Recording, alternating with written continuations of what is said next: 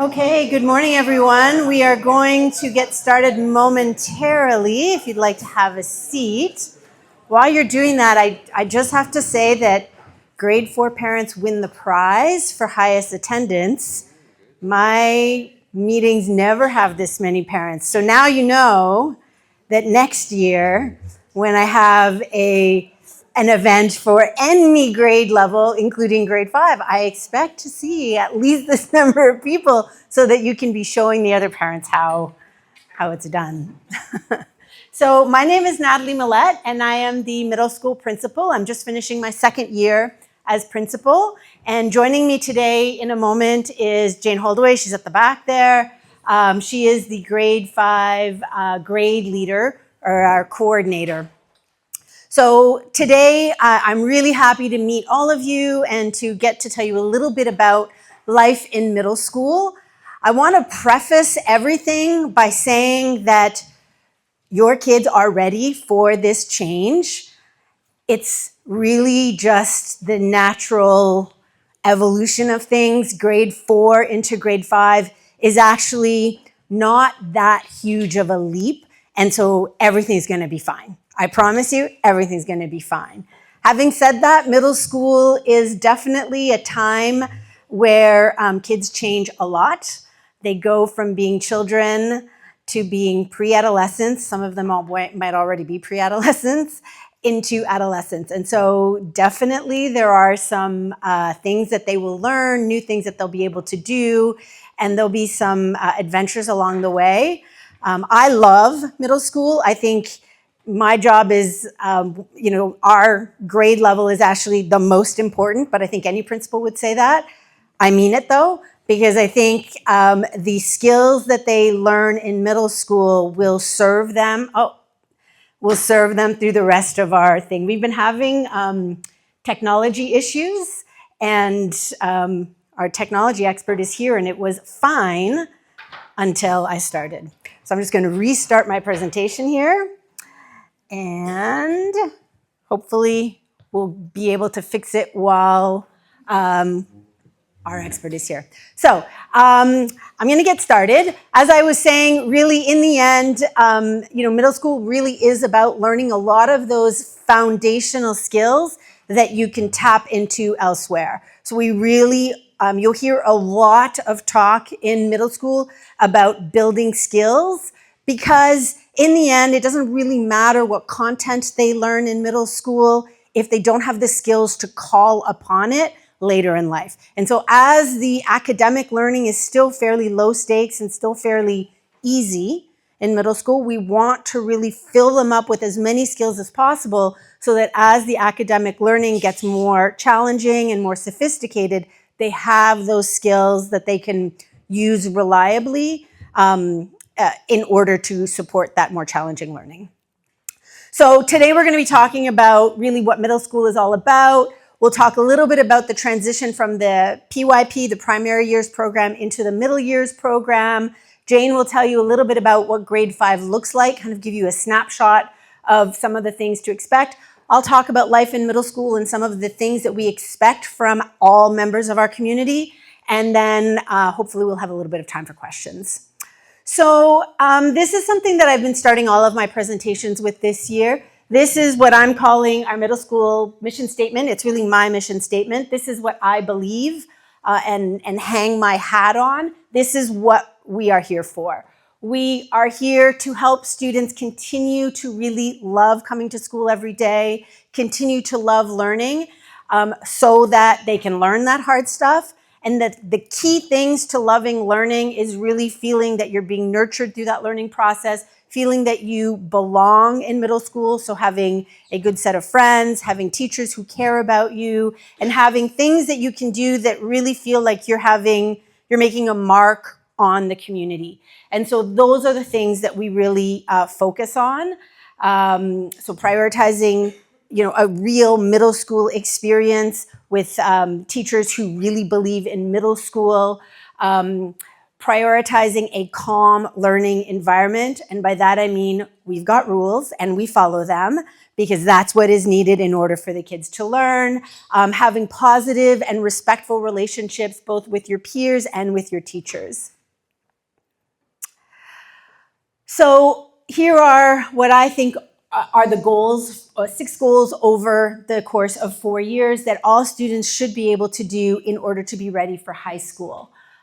So very importantly, and something that the grade 5 team will spend a lot of time on next year, is helping students to organize themselves. This is really the first time where they will be much more independent. They'll be going from classroom to classroom. They'll be following a schedule. They'll have to know where to be, when to be there, etc. They'll be working with more teachers, and that will ramp up from grade 5 through to grade 8.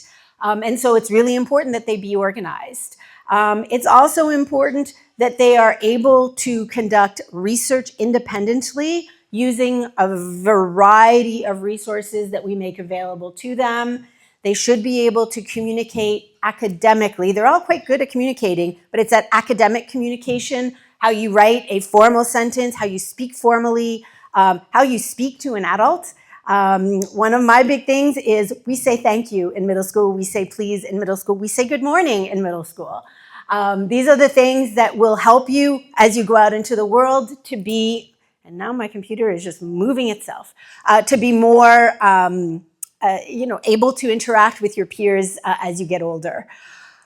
In an international school, understanding that we have different values, understanding that we have different backgrounds, and embracing those, seeing those as something that can actually add to who we are, is something that we really need to reinforce. And it's something that is becoming more challenging because I think globally there are some real issues around being open to people who are different. And so we really celebrate that here. Maintaining those respectful relationships. And finally, and this one is very important, being able to ask questions. And those questions now will start with being able to ask your teacher, for more help because you don't understand, being able to ask your teacher why you're receiving the results that you're receiving and what you can do differently. So between grade 5 and grade 8, we want the person who's at the front of the line in terms of managing their learning to become the student. So in grade 5, it's perfectly normal that parents are at the front of that line speaking for their child, but slowly but surely, I hope that you will be able to cede the place for your child so that they can advocate for themselves, and that when they're not able to do that or when it's not successful, then you can jump in. Okay, so we're going to transition to a little bit about grade 5. So, the academic learning and the what students will learn in grade 5 will be discussed in detail at the start of grade 5. So in late August, early September, I forget exactly when it is, at our back to school night, you will have a chance to meet with your child's teacher who will give you details about the curriculum in grade 5. Overall, though, obviously we spend a lot of time on those really basic skills, mathematic literacy, I would call it, and then general literacy, as well as our organizational skills.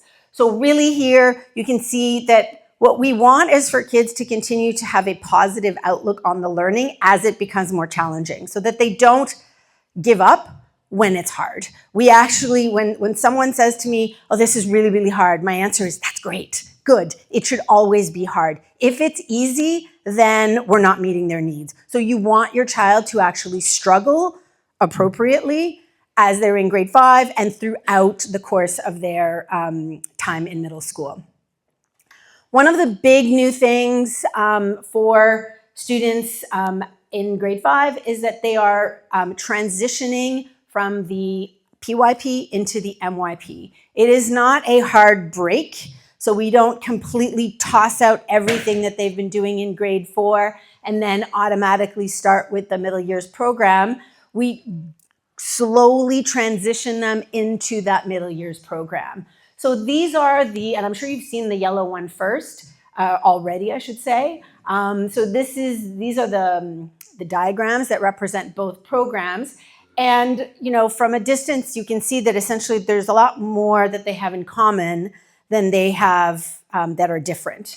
So both of these are part of the IB. So we use the language of I'm in the IB, and people think that that means grade 11 and 12. No, that's the diploma program. In fact, your children have been in the IB for as long as they've been at MIS. It's a student or a child-centered program that focuses on inquiry, on developing those learning skills. So a lot of the things that I've already said.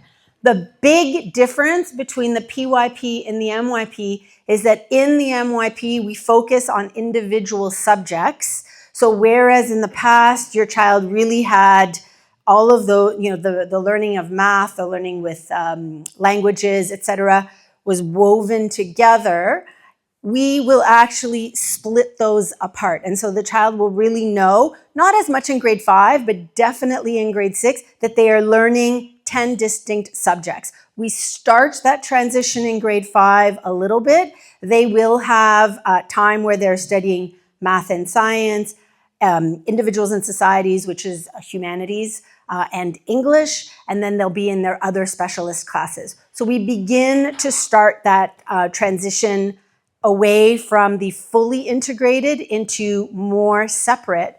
And whereas before with the integration, it was the teacher who was creating the links between the different subjects, in the middle years program, so from grade 5 all the way to grade 10, we start to work with the students so that they can be making the links. And the way we do that is by focusing on what are called concepts. So a lot of our learning is conceptual. And you can see on the right-hand side of the screen some of the key concepts. There are more, but all of our units of inquiry will be grounded in these concepts. Each of the subjects will have individualized concepts. And then in addition to that, we talk about global contexts. Global contexts are how we ground the learning in real life.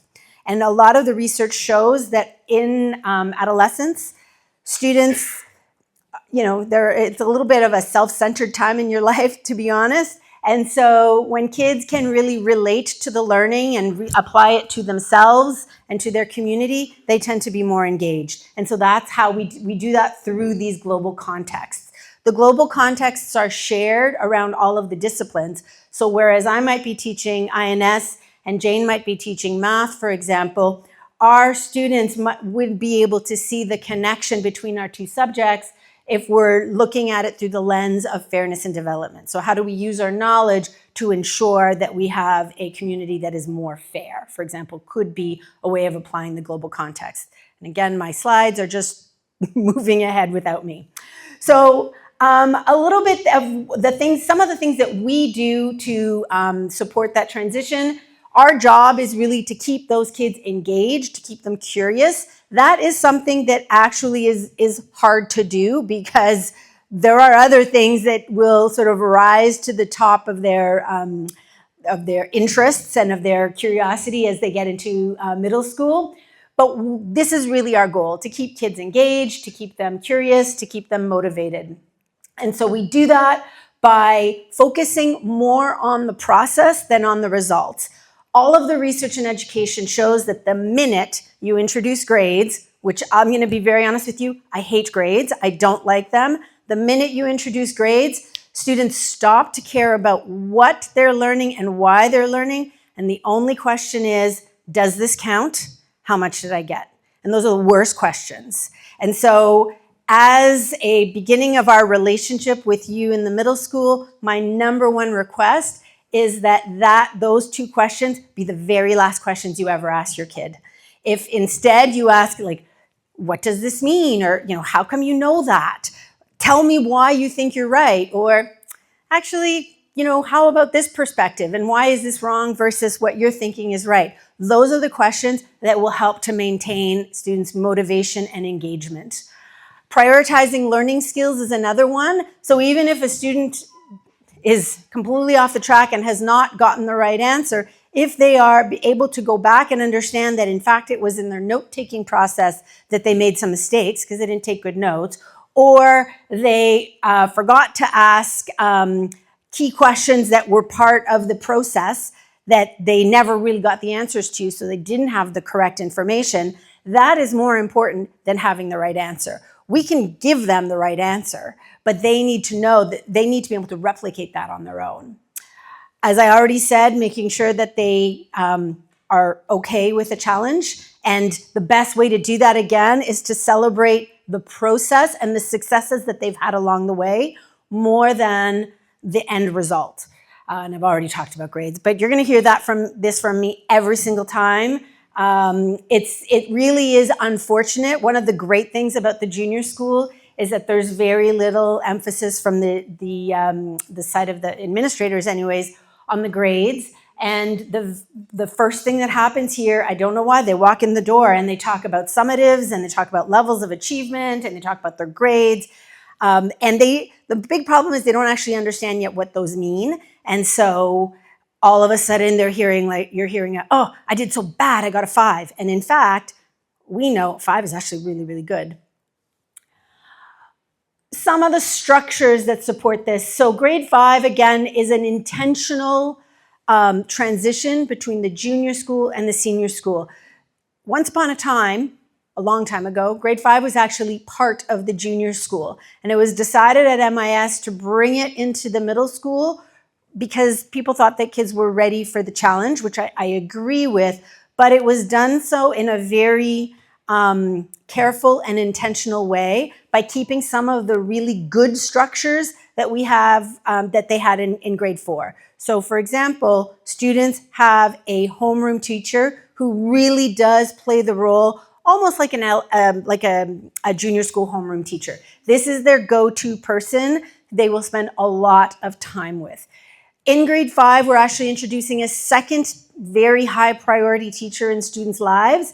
They will have one homeroom teacher who will teach them either math and science or English and INS, and a second teacher who will teach them the opposite subject. And those two teachers will pair together to really be the key people, with the homeroom teacher being the most important in the student's life. We're making a slight change next year to our grade 5 model because it will allow our students to have more time with teachers who actually have more expertise in one side of the curriculum versus the other. And so it's a tiny tweak that we're making. In addition to that, our specialist teachers, so German, arts, we have a music teacher, drama teacher, visual arts teacher, we have design teachers. Those are all specialist teachers, but we tend to use teachers who teach grade 5 year after year. So again, they understand that a kid in grade 5 is not the same as a kid in grade 8. So they take their time, they understand that what we might do in 10 minutes might take 50 minutes, and that's okay. We also have a dedicated space in this building for grade 5. It's this top corridor here. Our homerooms here, this is where our grade 5 homerooms are, and they have all of their lockers there, so it's really their part of the middle school. Makes it a little bit less intimidating. One of the new things that will be introduced next year for your children will be a timetable. It will look something like this. This one is 100% made up. This comes from my brain. So it's nobody's timetable, but it's what a timetable might look like. So you can see that our students come for homeroom at 9:05. One of the things that I'll be emphasizing next year, I've watched a lot this year and realized that a lot of our kids don't arrive to school for 9:05. They're often late. And in my mind, homeroom, and I can see one of my homeroom teachers actually nodding, really disrupts the process of homeroom. Homeroom is the most important part of the day in middle school because it is important that every child starts the day well.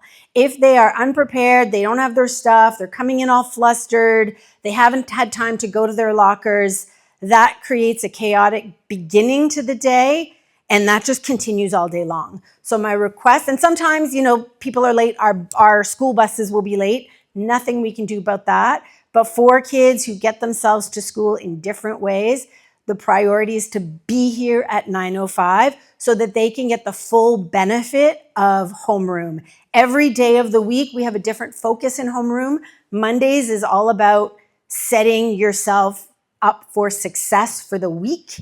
So what's going on this week? What are the big projects that you've got on the go? What are the things that you need to get done? And if they miss that, so today I had a lot of kids show up late, then they're kind of running to catch up all week.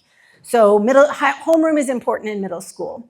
Then you can see sort of color-coded. So sometimes students might have 2 back-to-back periods of math and science, for example. Sometimes they'll just have 1. Same with English and INS. Those are the subjects that are taught by our grade 5 homeroom teachers. After that, they go through all of their specialist subjects. And there's a lot more than they would have had, I think, in the junior school. And then we have our dismissal at 4:05. So another change, the day goes a little bit longer in middle school.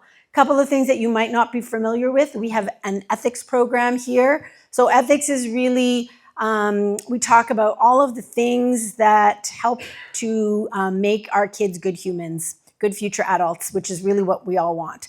And so there are a multitude of different things that are talked about, starting the year with building community, building relationships, how you talk to your teachers, those types of things. Another one that you might not be familiar with is we have a period that we dedicate to what we call WIN time. WIN stands for what I need, and it allows students to think about what is a subject that I might need to spend a little bit more time on, who do I need help with. Our learning support teacher and English language acquisition teacher are also able to support those times. And the idea here really is that every student learns differently, has different needs while they learn, and so that is an opportunity to fill up that area of need. I'm going to turn it over to Jane. Jane is going to talk a little bit about specifically what students will be learning in grade 5. You're welcome. Good morning, everybody. You all brave the rain. Amazing. Okay, so as Natalie said, when you come back to school night in end of August, early September, we'll give you a bit more detail about. Excuse me. Thank you. Yes, last time I forgot this, except now I can't pin it. Oh, I broke it. No, maybe it's okay. Okay, so thank you. So we'll talk a little bit more about the detail of what kids are actually doing. You'll hear a little bit more about the units. But important to know that one of the similarities between middle school and junior school is that things are organised into units of inquiry. There's different language associated with them, but in their intent, they're inquiry-driven and they are often student-led. So that will be very familiar to your students, to your children. And here was just to try and give you a flavour of the kind of things that kids will do when they walk in the door during the day. And you can see between the English and INS and the maths and science, there's very similar things going on. And as Natalie said, sometimes these things will be standalone and sometimes they'll be integrated. Just to pick a few just to give you some examples. If you look at the English and INS, for example, you can see the reading coming through. The Reading Rocks programme is run with our librarian as well, and that's something that hopefully you'll get very involved in because it's a way that we can actually try and grow a real love of reading of a variety of things with the kids, because that's a really important skill, obviously. And if they're reading for pleasure, then we feel we're winning. And that's a way of doing that. It's a motivational thing that the kids work through. And as I say, you'll help with that and you'll learn more about it when you come back. It will be great. Okay, but you'll see that there's purposeful writing with embedded skills. And one of the things that you might notice with that is sometimes that will be writing for writing's sake, quick writes, and we're looking at something specific. But then often it could be linked to the INS, to the humanities piece. For example, we do a unit that's about past civilizations and the kids learn how to write a report. So that's an INS piece and a very solid English piece with research skills built in. So you'll see those things sometimes connected, sometimes set apart, but intentional inclusion of skills when they're there. You'll notice that investigations appear in both those sections, the maths and science section and the English and INS section. And in English and INS, for example, that could be a field study. Last year we went down to Starnberg and we counted things. What can we learn about Starnberg from what we can see? So that's that kind of fieldwork investigation, or it could be a research piece. And then, of course, in science, that comes through when we're actually running experiments about perhaps solubility or what happens to your pulse rate when you actually run hard from your resting pulse rate, for example. And then you'll see at the bottom, there's the making comes through too. So an experiential piece, that making, to give you an example, one of the ways it can be experiential is at the moment, the kids are doing a human body unit and they're making in the maker space. And it's fascinating to see when you set kids a task and you say, we're looking at the form and function of a body organ that you've chosen, the making part, that struggling to make something and make it so that you can teach somebody else about the form and function. Fascinating to see what that does to deepen their learning. So those are the kind of things they'll be doing in a day. Let's move on a bit here. So the other thing is the MYP consciously works with interdisciplinary learning. The PYP is described as transdisciplinary, which is where many of those subjects are combined. The MYP describes itself as interdisciplinary, although we kind of fudge that a bit in 5th grade because it's part of that transition process. And this is just 2 examples of how you might see connections between units and how we help the students to learn how to make those connections. As they get older, as Natalie says, they make the connections, or we're hoping that they make the connections for themselves. But we know that the real world isn't set in disciplines, and often the power of what we do comes with connecting those things. So that's actually trying to help the kids to do that as we go through. The first example here was our tiny house project. What you see that there's actually written up there that's got the highlights on it is the statement of inquiry. In the PYP, the kids would have called that the central idea. And the reason I highlighted things, as you can see, for that kind of project, size is a maths concept. Sustainability you can look at in science, you can look at in I&S. Designing is the design your house. And then how we share our planet, you can see that global context, that fairness and development piece coming through. And then positive change is also a conceptual idea. So you can see with that unit that we're consciously pulling from all of those disciplines and having those disciplines work together to look at how we can live sustainably. The bottom section is when we come back next year, we're thinking at the beginning of the year, we will start with a whole data focus across all of our subjects. And when you look at that, if we're going down to Starnberg, for example, and we'll be looking at collecting data from there, we're also collecting data in science. So the whole idea is how do we know, how can we use data to help us find out? If you look at that really important question, how can it be misleading? So you can see there's connections very intentionally in a unit like the tiny house unit, and then connections across of an idea like data handling that you'll see as well. So I hope that's given you a bit of a flavour. As I said, when you come back at back to school night, you'll hear a lot more about the actual detail. And also, although we make connections sometimes, there is some standalone pieces because that's what we need in all of those subjects. So you'll see those as well. Okay? Now you have to undo me. Woe is me, I am undone. There we go. And I have to redo myself. Oh, that's why. Oh, 5 years Jesus. ago, we wouldn't believe this would be possible, would we? Okay. Thank you. Okay, thank you, Jane. So the 2 examples here that Jane highlighted are really a great example of how, and Jane said this finishing off, sometimes we study disciplines on their own. So for example, the students will have standalone math time almost daily, and then they can use their math skills in designing a tiny house. And in that unit, they will actually design a tiny house. They go and visit one, and then they use their imaginations and they imagine what their tiny house will look like one day. So maybe if you have a backyard, you'll be designing their little tiny houses.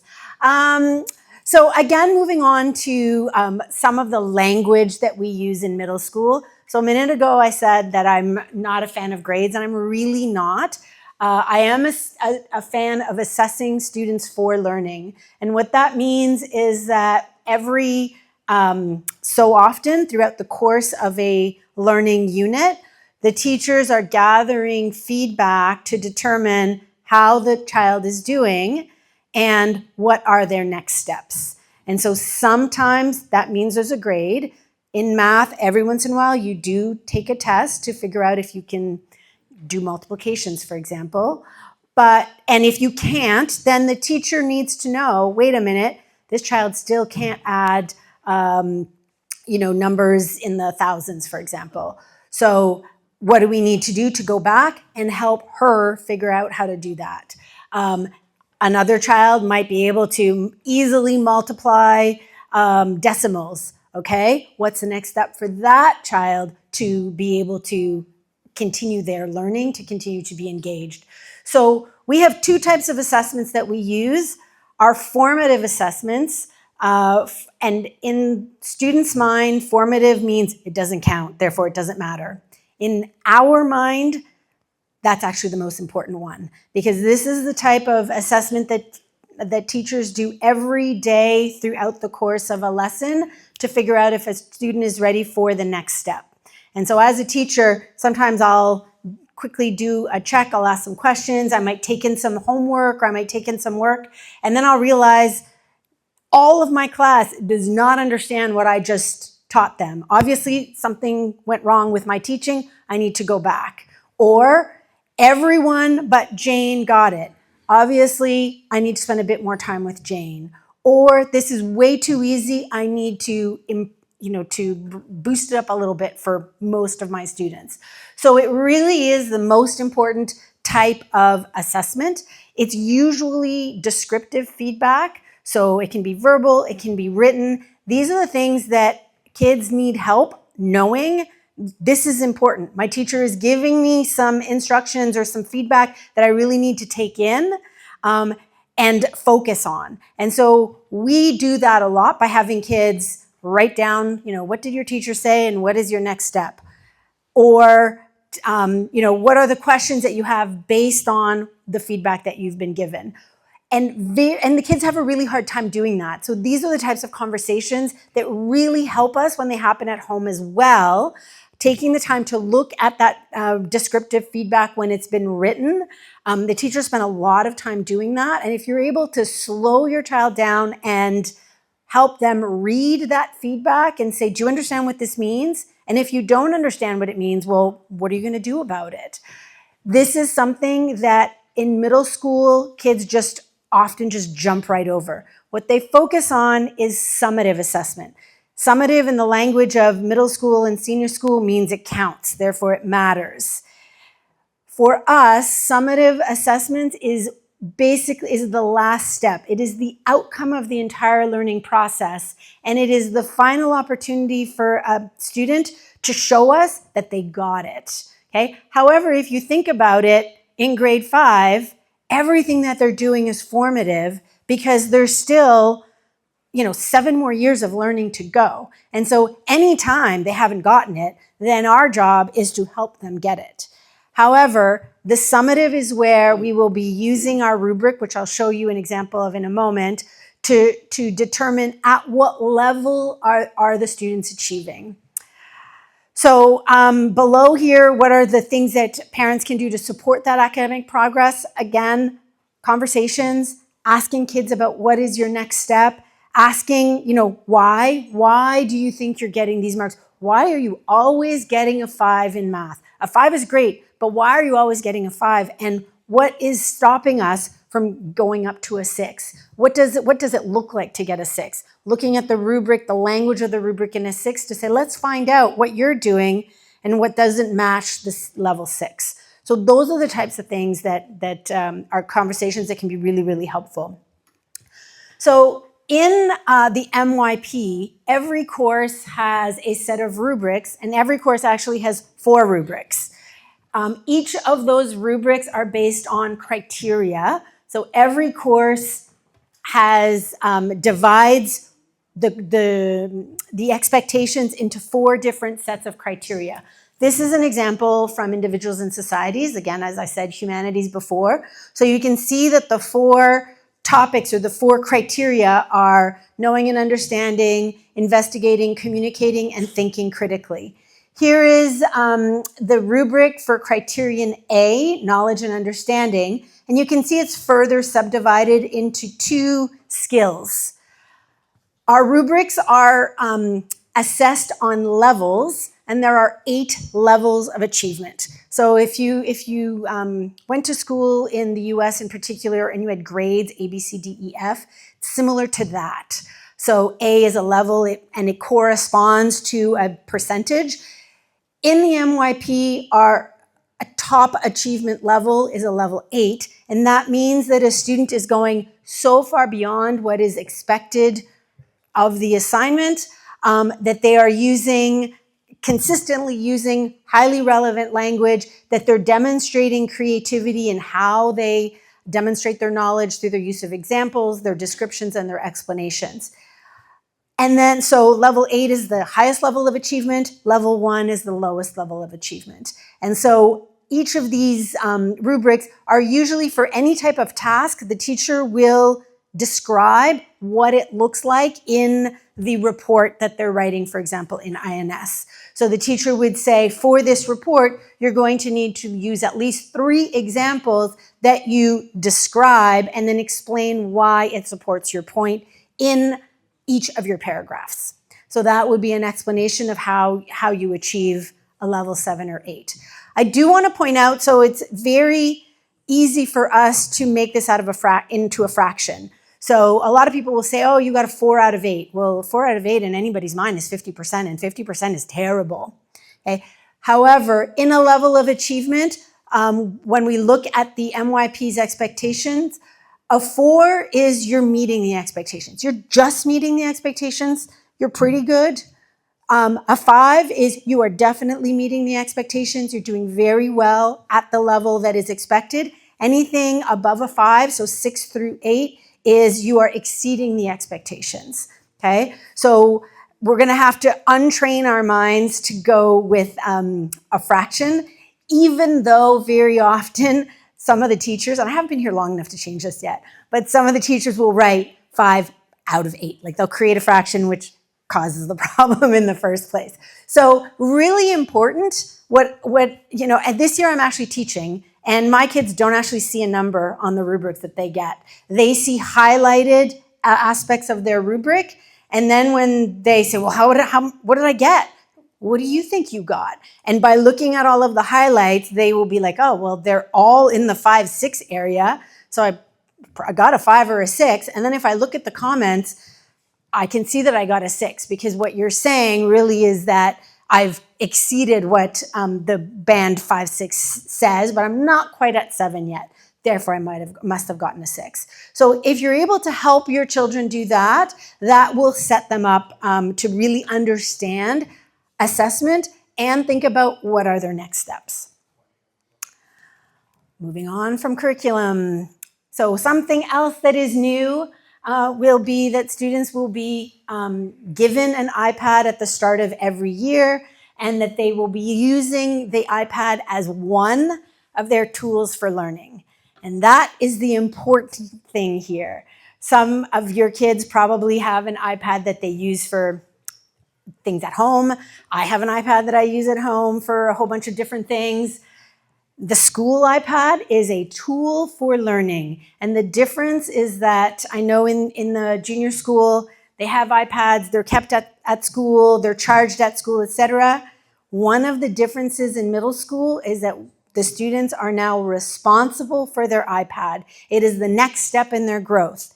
They're responsible for not losing it. We have a backup plan though. I know some of you are like, yeah, right, that's gonna happen. Our backup plan at school is that the iPads can actually be beeped if they're lost somewhere in one of our many, many classrooms. And so we go searching for the sound when we set off the alarm. They go in their backpacks when they go home. They go home and then they should be charged. And that's the responsibility of the student. Obviously, at the beginning of the year in grade 5, parents are gonna have to help us out by making sure that the iPad has been charged, but getting your child to do it. Making sure that they take the iPad out of wherever they're charged, not in their bedroom, I'll get to that in a minute, wherever they're charged at night, putting it in their bags. However, your child will forget their iPad at least once in their middle school career, and that's perfectly okay, especially in grade 5. They can survive the day without their iPad. I like to tell kids that all of us went through most of high school, and some of us even into university without a computer, and guess what? We did just fine. They're shocked by that. So it's okay if they leave their iPad. If they call you in a panic saying, please drive my iPad to school, you don't have to do that. It's a good learning experience for them to have to survive the day without their iPad, to have to tell their teacher that they don't have their iPad. The teacher will provide them with paper material, okay? The students will also all need a little bit of a folder, a small folder, so that they can have some paper material with them. And one of the things that we do in grade 5 that is a similarity with a junior school but will be removed by grade 6 is that the kids all have a place in their homeroom where they can keep their stuff, like their papers and all of that. So it's perfectly fine if they don't have their iPads. However, we do use the iPads very intentionally, and they're actually not used that much in grade 5. But we have intentionally chosen an iPad over a laptop because they're a lot more flexible. They're much easier to mimic paper when we want it to be. They can be used for a whole bunch of different things. In addition to teaching them, the basics of technology, we're also really spending a lot of time talking about digital citizenship and responsible use of technology. And that is obviously a subject that I'm sure you're all grappling with at home. I'm going to get to the cell phones in a moment.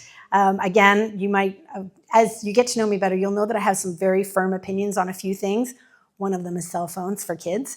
But in terms of digital citizenship, we expect the iPad to be a tool for learning.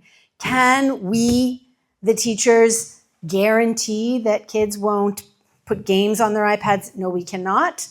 When we find the games on their iPads, will we expect them to delete it? Yes, we will. Can we expect them not to have WhatsApp on their iPad? We can't prevent that from happening. We don't want to prevent it from happening because what we want is for the students to learn some self-management.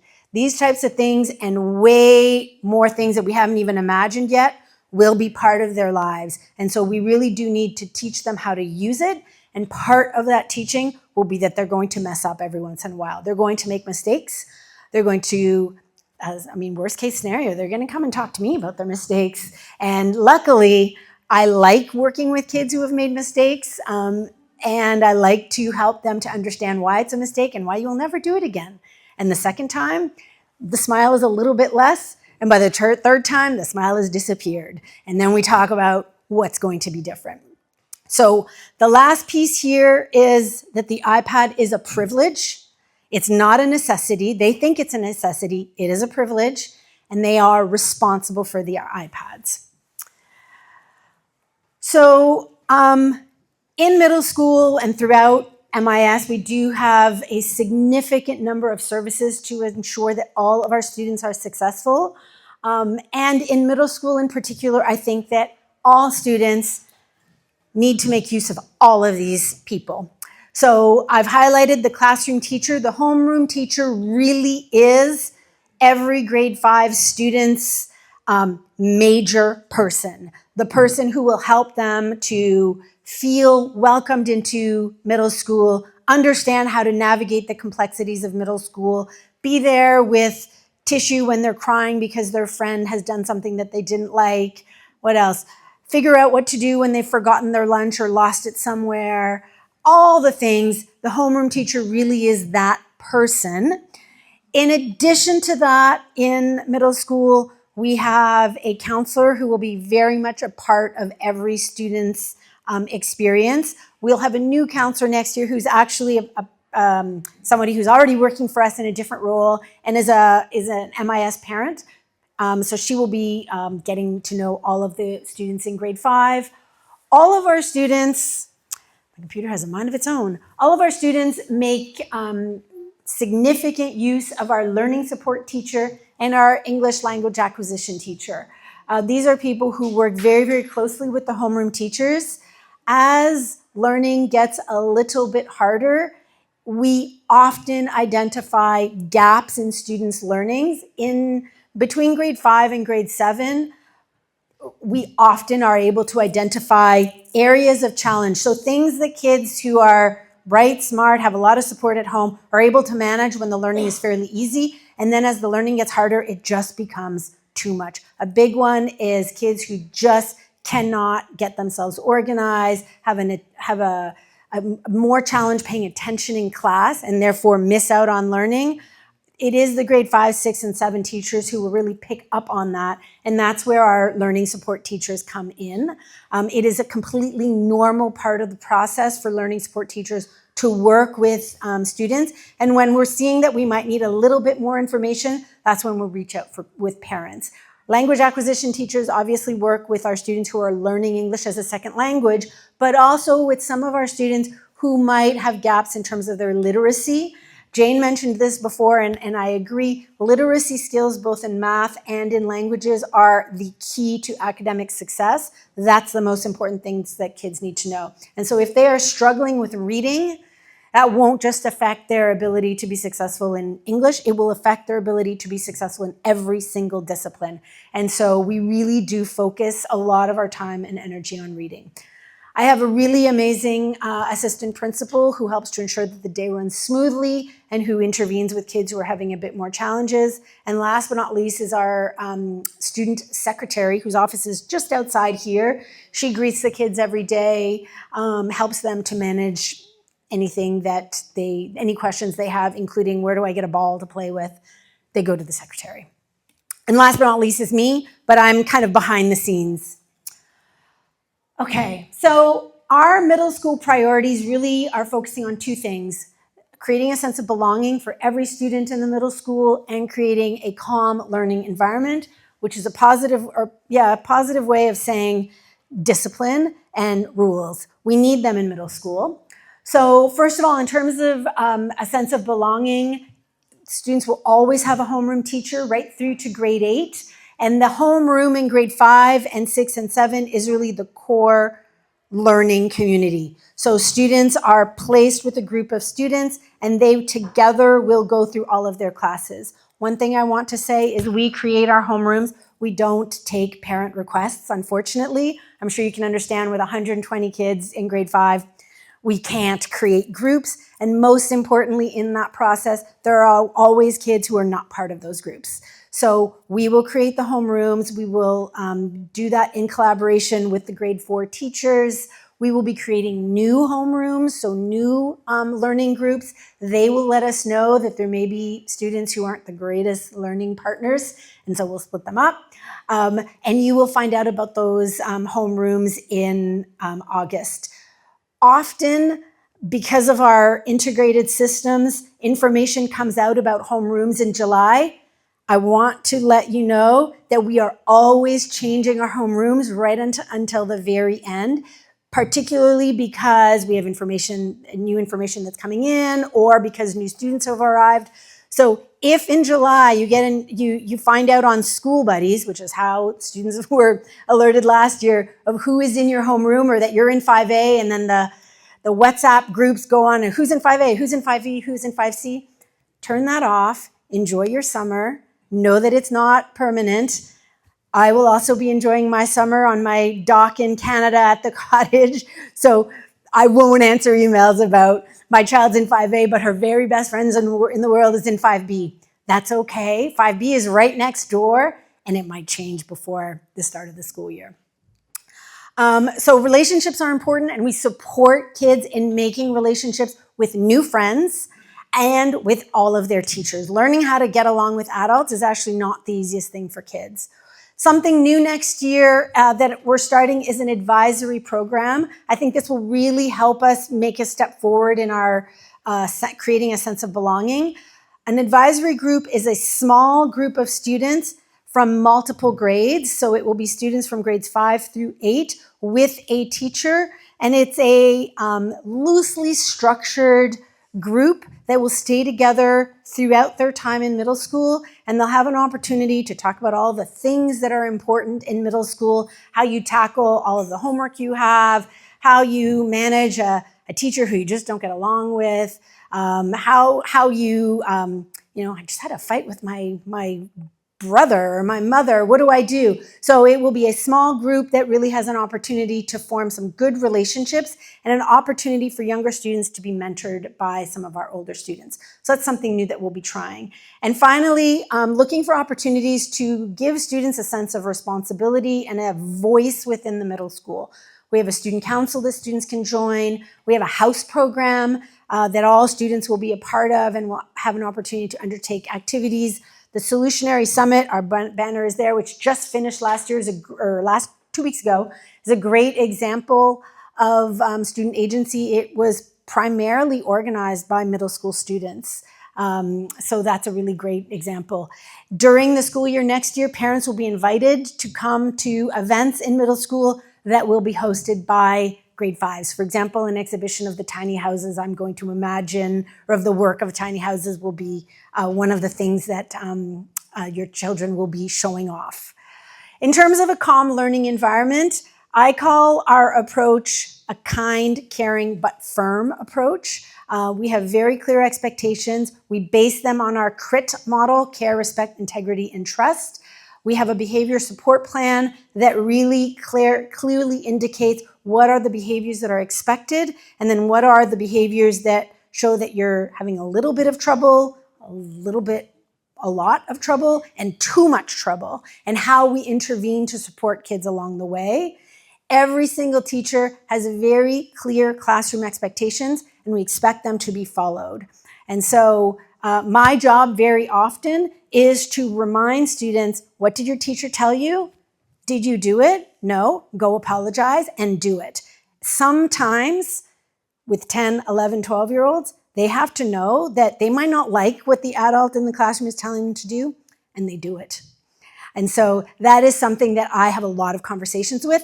We want to minimize the back and forth of, why do I have to do this, but my friend has to do that. All of the things that detract from learning, we want to reduce it as much as possible so that the priority is learning. This is care, respect, integrity, and trust. All of our students in middle school are very, very good at explaining what each of these terms mean and what are examples of behaviors that demonstrate and do not demonstrate these. We start the year with this. This has really helped to create a focus to what we mean by having a functioning middle school community. This is an example of our behavior support plan. So we expect and we hope that all of our students are in the green, meaning that their behavior promotes their learning and the learning of others. And then we have 4 categories of yellow progressing all the way to red, which are behaviors that interfere in category 1 with your own learning, and then progressively down the road with the learning of others. When behavior interferes with your own learning, the classroom teacher is able to quickly redirect you and move you back on. When it's escalating to darker yellow into the orange and red, that's when other people within the middle school, whether it be the counselor, the assistant principal, or myself, intervene, and we make contact with parents. Our expectation is that the classroom is a learning environment where all kids can learn, and we cannot have students who are disrupting learning. And so this is actually something that we've really emphasized this year. I think with our time away from school in COVID, things got a little bit more relaxed around this, and so we've had to really bring this back with full gusto so that we have an environment that is calm, and that includes our hallways. Some of our main expectations, so I have already mentioned it, we want kids to be on time, not just at the start of the day, but also throughout the day. In our timetable, we actually have introduced a passing time, 5 minutes of time between one class and the other. That was intentional because in our schedule last year, kids were supposed to be in one class ending and in the other class starting at the same time. Made no sense. So they have 5 minutes to go to their locker, use the toilet, and walk from point A to point B. That's more than enough time. And we have teachers who are out and about in the hallway making sure that happens. Sometimes if you're taking your sweet time and you're walking to the gym in the fab, disruptions happen. We don't want that to happen. We want the kids to know that they're in school and they're ready to go. In class, all they need are learning materials. Anything that's not related directly to learning, it stays in their lockers. I've been very firm on that. You may have heard from the middle school parents that there are no backpacks in the classroom. It's true, there are no backpacks in the classroom because in those backpacks are all of the things that have nothing to do with learning. And so all of your your snacks, definitely in your locker. Your toys, in your locker. Your good luck charm, in your locker. One good luck charm would probably be okay, but some of the kids like to bring 13 good luck charms and place them all on their desks. No, thank you. They go in their locker, and call me stubborn, but I'm not going to change. And so their backpacks will go in their lockers. Next year, students will be allowed to have a tote bag if they want. Grade 5s don't generally have tote bags, I've noticed. A few do because the older kids who are trying to prove, we're in a competition of who's more stubborn, the middle school principal or the 8th graders. Middle school principal's gonna win, I'm telling you. So some of the 5th graders see the cool kids in 8th grade with their ginormous tote bags. They don't need that. In fact, next year we're gonna start off the year with a model of what a tote bag looks like. They can purchase one for a small sum from the middle school, or they can bring their own, but it will have to fit our dimensions. That might be how we start measurements in math. Or they can do what most of us did in school, which is carry our things in our hands. The reason that we've allowed a tote bag is because today kids bring water bottles, which are perfectly okay. Water is part of learning. It helps your brain, so you can have that. Definitely one of the things that we reinforce is respectful and inclusive language. I call this place students' office. They go to work. They come to school, they go to work. And at work, none of us would use casual, unprofessional language. We wouldn't swear to show our colleagues that we're cool. We use professional language.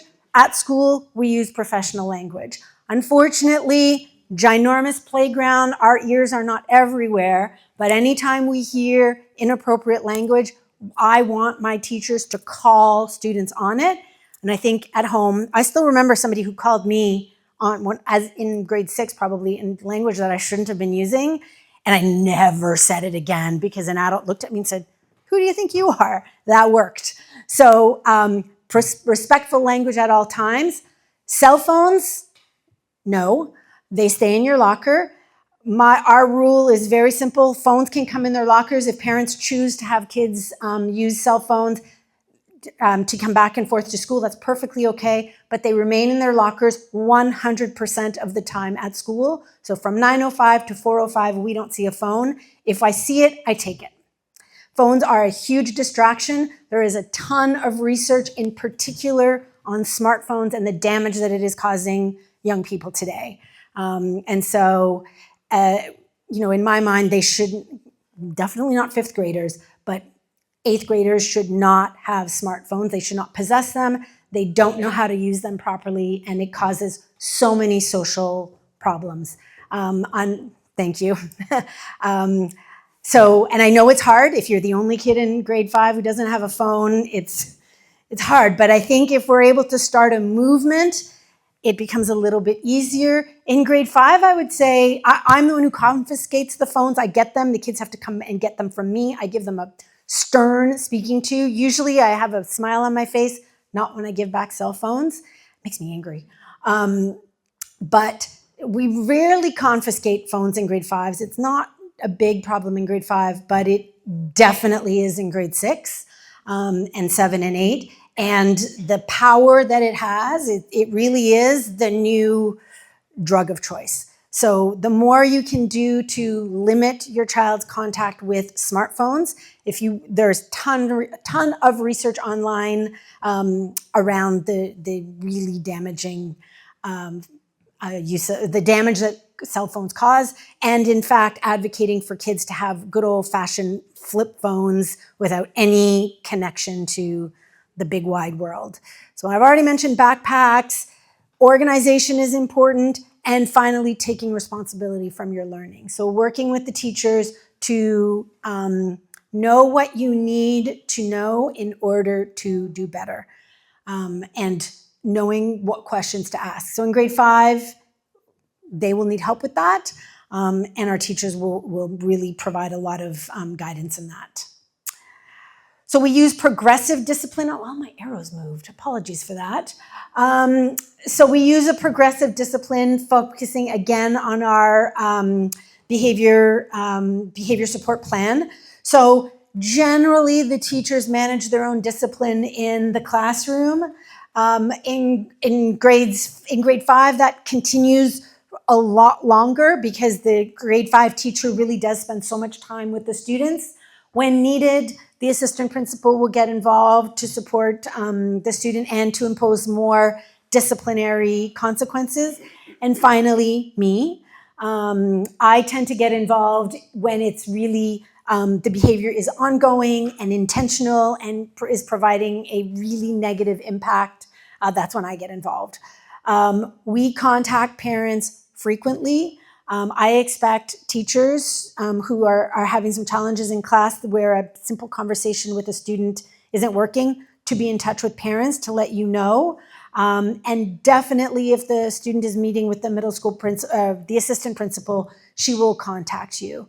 We like to have parents come in when we've been trying to manage something without too much success. Sometimes a face-to-face with the child and arriving at some agreements together is really helpful.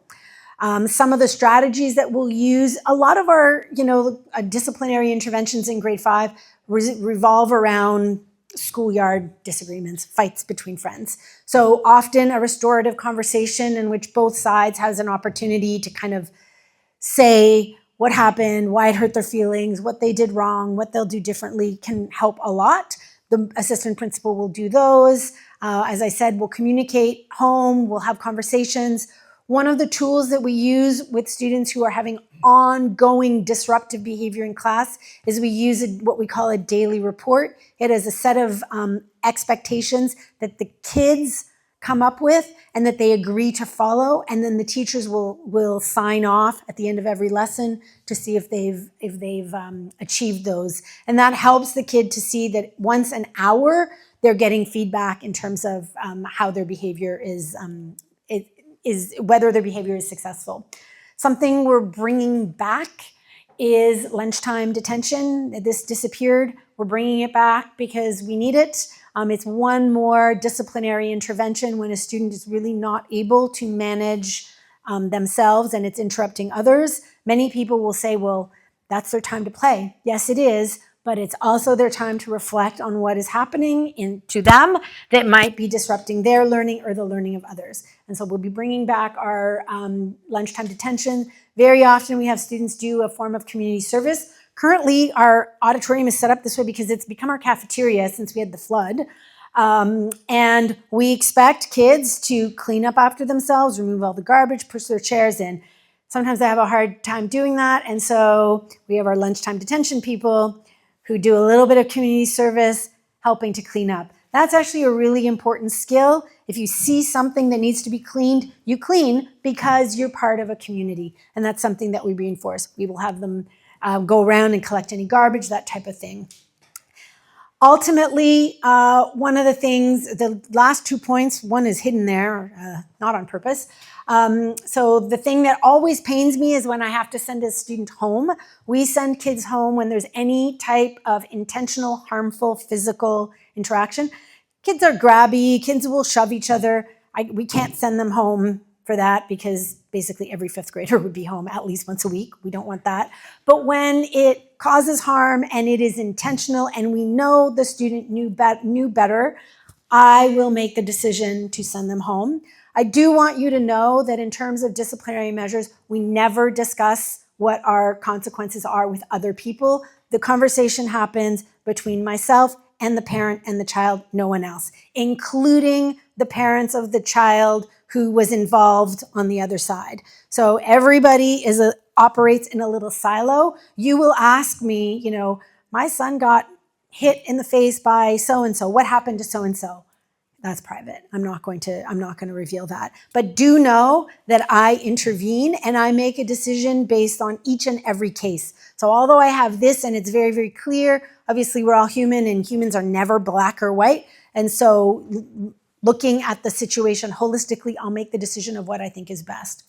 Ultimately, the most severe consequence is if we have a student who really isn't able to work in our environment, I will recommend that they not return to MIS. This is a big campus. There's a lot going on in the day, and sometimes people need a different type of structure.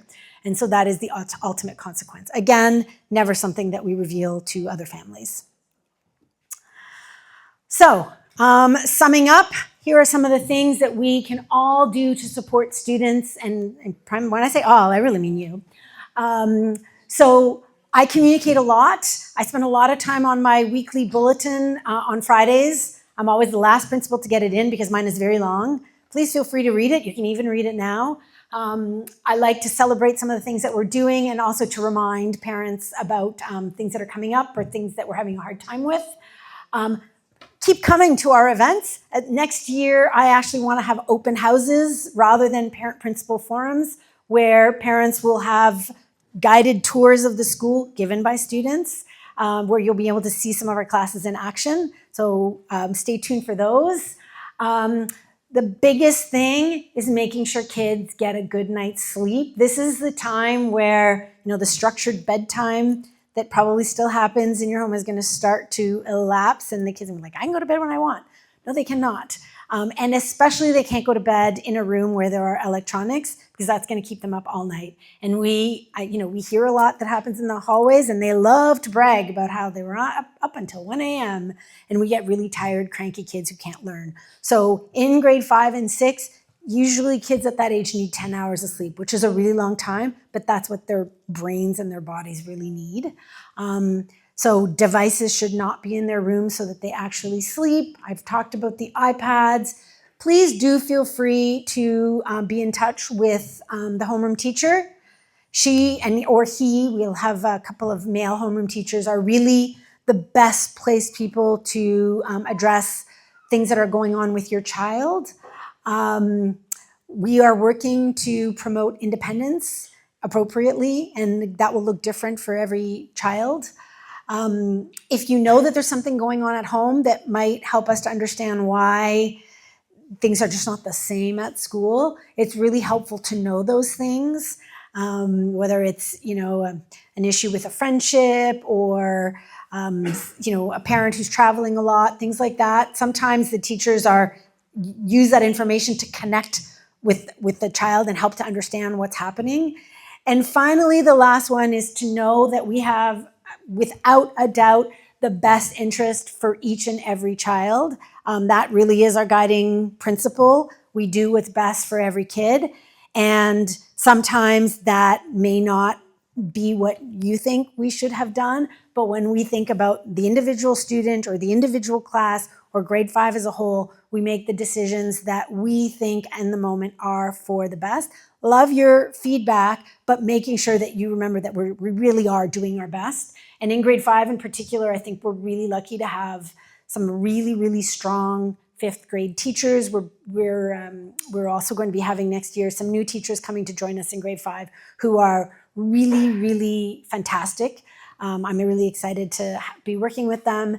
And again, to know that I trust these people because they really are experts in middle school learning.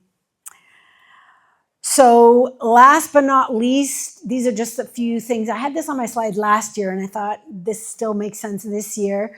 There are definitely going to be bumps along the way. I will definitely be contacting you or my assistant principal or one of my year level leaders at some point in the next 4 years. And know that we do that because, again, we want kids to be successful.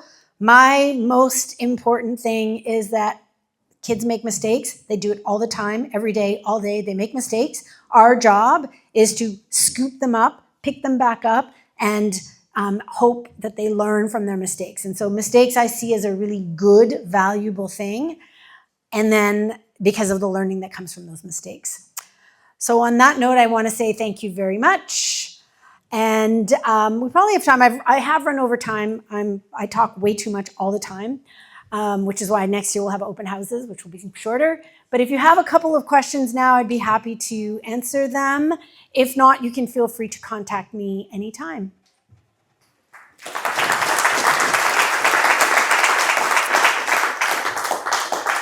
A brave question. Go ahead. I'll stand up. I feel like I'm in front, so I'll stand up. My name's Chris Gattado. I've got 3 boys, one in the senior, one in the middle, and a junior coming up. So Oh boy, I've so seen you your really are an school. expert. Yeah. And we've been in many different countries, 4 different education systems. We love the IB.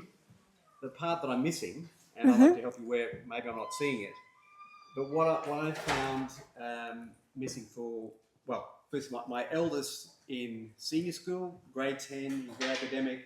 He probably does 2 hours study a night, assessments, more, maybe 3. I don't know. Up to the middle of the night trying to get something in. There's a 11:59 deadline. I need to get it in, Dad. I need to stay up and right. My middle school son, from what I can see, has no homework. What I've seen from other systems is the success of my oldest son was that he was taught how to learn and how to self-study in another system, and there was dedicated programs to this is the way you study, about taking notes, about revising at night time, a whole system that he does himself outside the MIS system, and that's why I see him being successful. Very self-motivated, understands his system. Yep. My middle son has no idea. And he is his last year in the middle school going to senior, and I'm concerned about that. And I just say that early on for the juniors coming into the middle school, Yep. that I feel lack of homework, Yep. self-learning at home and understanding Yep. how do I. There's a massive hockey stick at the end. Yep. In the final 2 years. Yep. So I agree with you 100%. Again, that was a change that was made, I think, along the sort of COVID issues. They removed homework, which I was in Hong Kong during COVID. We also removed homework, and they had a lot of homework in middle school in Hong Kong because the kids were online all day. So we are bringing it back. They're definitely, I teach INS in grade 8. My kids have homework, but what I notice is they don't know how to record their homework, therefore often it doesn't get done. So that is definitely something that the teachers are working on.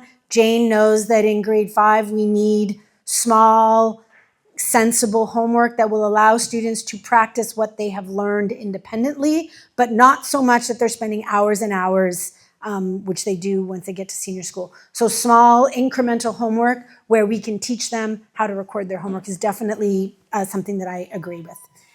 Anything? Yes, absolutely. Purposeful homework, the opportunity to practice what's been learned at school. Okay, I have kept you longer than I said I would. Thank you so much. And anytime you do have a question, please feel free to send me an email or to drop by the middle school. Thank you so much. Have a lovely day.